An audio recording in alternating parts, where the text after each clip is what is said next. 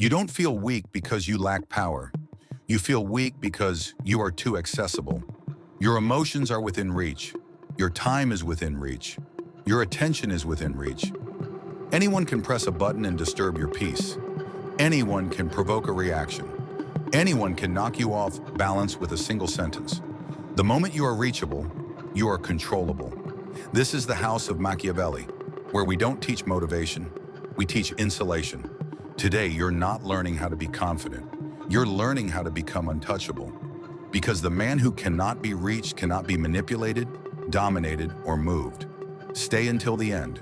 This will cost you comfort, but it will give you authority. Part 1. The philosophy of access. Most men don't lose power suddenly. They leak it.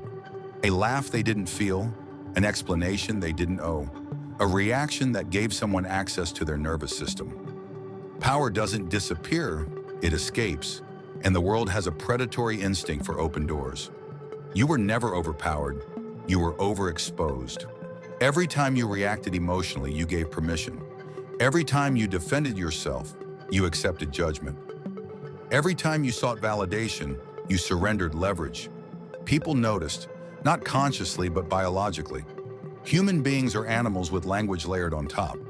We don't decide who is dominant. We sense it. We sense who can be touched. And we touch them, we poke, we test. Not because we're evil, but because uncertainty makes humans uncomfortable. An untouchable man creates unresolved tension. He doesn't clarify. He doesn't soothe. He doesn't rush to be understood. He lets others sit in the discomfort of not knowing where they stand. That discomfort reshapes behavior. Most men try to look untouchable. They lower their voice. They stare longer. They act detached. And it fails because power is not aesthetic. It's structural. You cannot posture your way into insulation. You cannot fake indifference while starving for approval. The nervous system always leaks the truth. An untouchable man isn't calm because he's pretending. He's calm because nothing external is required to stabilize him. That kind of calm unsettles people because they can't influence it. Every interaction contains a silent agreement. I'll react if you push. I'll explain if you question. I'll soften if you're uncomfortable. You've been signing this contract unconsciously your entire life. The untouchable man voids the contract. No reaction, no defense, no emotional negotiation, just presence. Presence without compliance is dominance. Niceness is not a virtue, it's insurance. It says, I will reduce myself so you don't attack me. That strategy works until you realize predators don't attack out of anger. They attack out of opportunity. Nice men create opportunities. They apologize to smooth out tension. They absorb disrespect. They sacrifice power for harmony. Harmony is expensive. You pay for it with power. The untouchable man is not nice. He is civil. Civility is discipline. Niceness is fear. Civility says, I treat people well because I choose to. Niceness says, please don't hurt me. The world responds very differently to each. Right now, people know too much about you, your mood, your frustrations, your triggers. You call it authenticity. It's exposure. Emotional exposure invites interference. The untouchable man is not secretive. He is contained. He feels deeply but processes privately. No public emotional dumping, no visible agitation, no leaking information. When people can't read you, they hesitate. Hesitation creates space. Space creates respect. Silence is not empty, it is pressure. When you don't rush to respond, their mind races. When you don't explain, uncertainty expands. When you don't reassure, anxiety does the work for you. Most people fear silence because silence reveals hierarchy. Whoever breaks the silence first submits. The untouchable man lets silence linger, not as a trick, but as a state. He doesn't chase rhythm. He doesn't fear awkwardness. Others bend around him. The moment you stop reacting, people escalate. They joke harder. They push further. They test again. This is not cruelty, it's withdrawal. They were used to access. If you hold your frame through this phase, something shifts. Familiarity dies. Entitlement collapses. Caution replaces casual disrespect. You didn't demand respect. You became unreachable. Part 2. Reaction immunity. If part one was about removing access, part two is about destroying leverage. Here is the truth most people never realize. No one controls you directly. They control your reactions. They don't need authority over your life. They only need authority over your nervous system. The moment someone can make you angry on command, they outrank you. The moment someone can embarrass you, rush you, pressure you, or guilt you, they sit above you in the hierarchy. An untouchable man ends this permanently. Not by becoming aggressive, but by becoming reactionless. Your body was built for survival, not status. When challenged, insulted, or threatened, your nervous system does one thing automatically: it reacts. Heart rate increases, breathing shortens, speech speeds up, muscles tense. This response evolved for physical danger, but in modernity, it is exploited socially. People provoke not to fight, but to move you. If I can change your emotional state, I can disrupt your thinking, force mistakes, lower your status, extract information, and gain dominance. Most men confuse standing up for themselves with power. In reality, emotional movement is a loss of position. The untouchable man understands this and does something counterintuitive. He refuses to move. Anger is predictable. Defensiveness is predictable. Explaining is predictable. Calm is not. When someone insults you and you explode, they feel relieved. They understand you. When someone insults you and you defend yourself, they feel superior. They pull to response. But when someone insults you and you remain still, they feel unease. Their brain asks, did that not work? Did I miscalculate? Where do I stand? Uncertainty is psychologically destabilizing. This is why calm men dominate rooms without speaking, not because they are passive, but because they are anchored. Here is a Machiavellian law most men violate daily. Never engage on terrain you didn't choose. When someone insults you, they choose the battlefield. When someone provokes you, they set the rules. When someone frames you negatively, they control the narrative. By reacting, you accept their frame. The untouchable man declines the battlefield entirely. He doesn't counterattack. He doesn't justify. He doesn't correct. He withholds engagement. Without engagement, the attack collapses.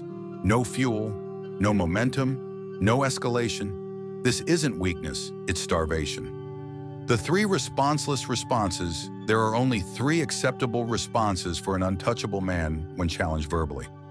1. Silence, pure stillness, eye contact, neutral expression, no explanation. Silence forces the aggressor to confront their own behavior. 2.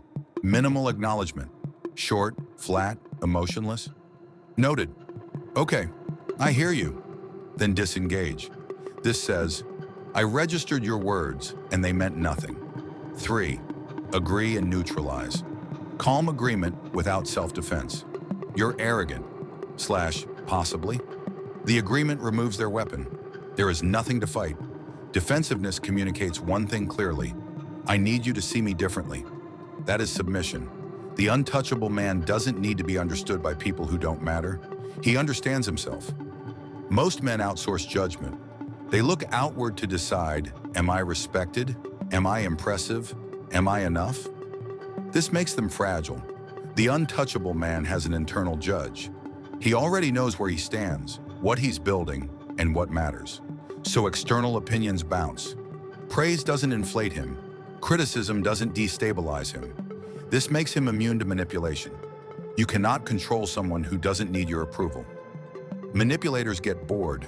They need reactions and emotional feedback. When you become calm, brief, and uninterested, you become unprofitable. They move on.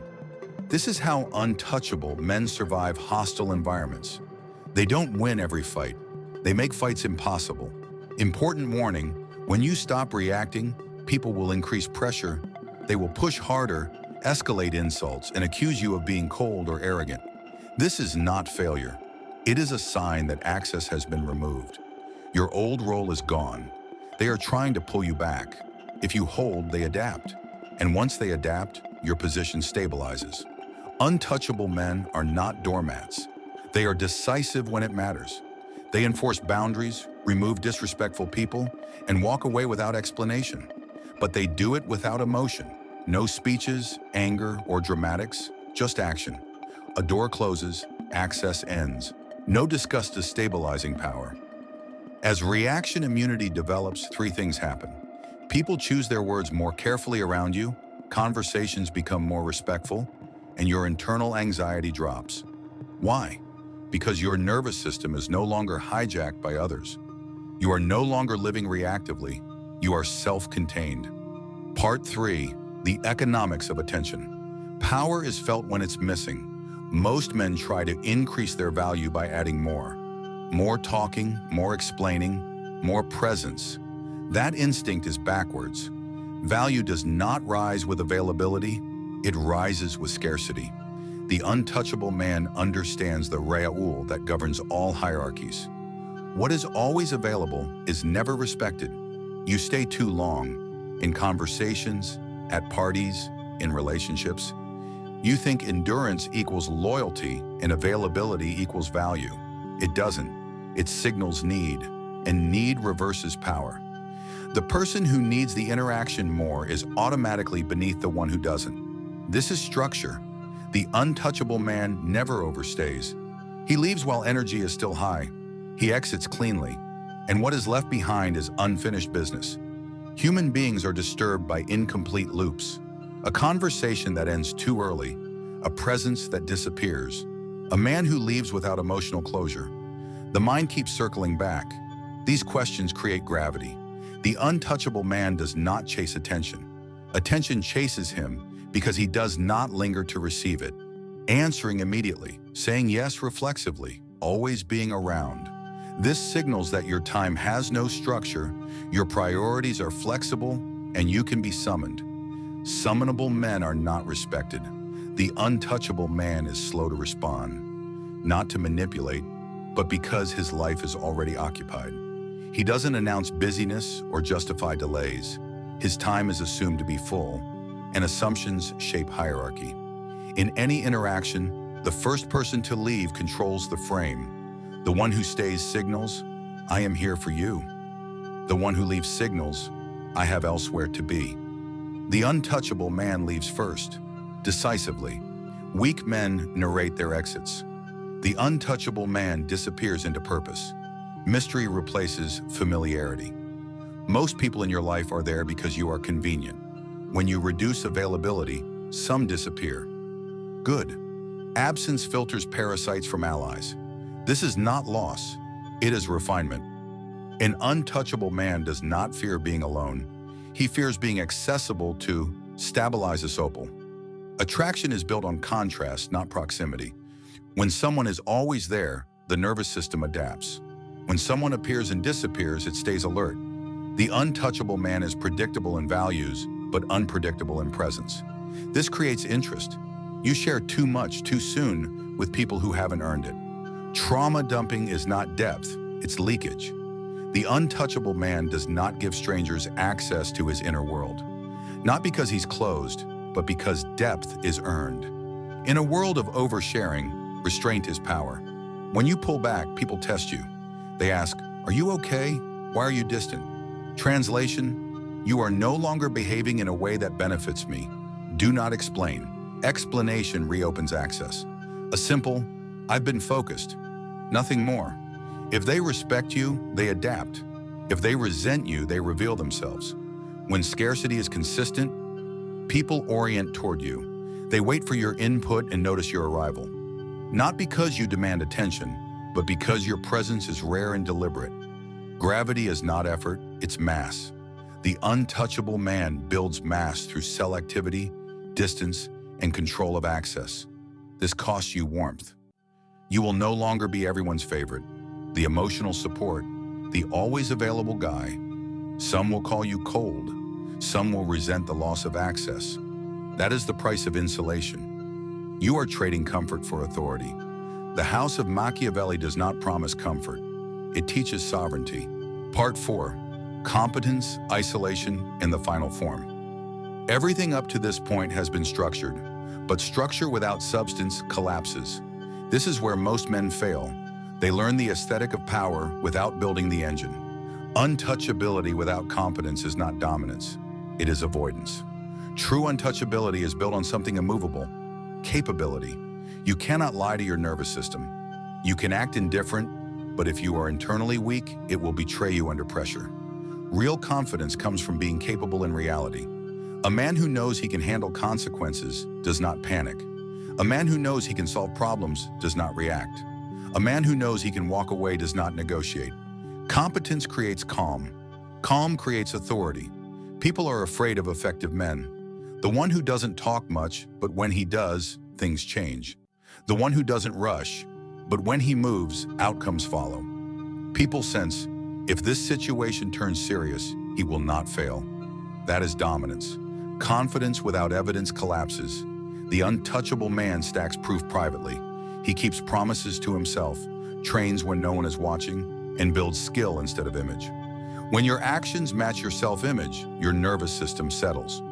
You stop performing confidence and start inhabiting it. If you are incompetent, silence feels awkward.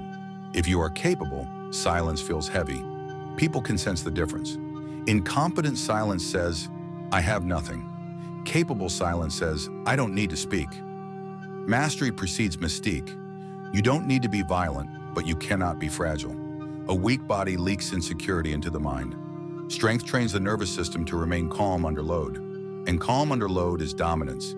As you become untouchable, you become alone, at least temporarily. Not lonely, but separate. You will notice fewer messages and less casual banter. This is recalibration. People don't know where to place you anymore.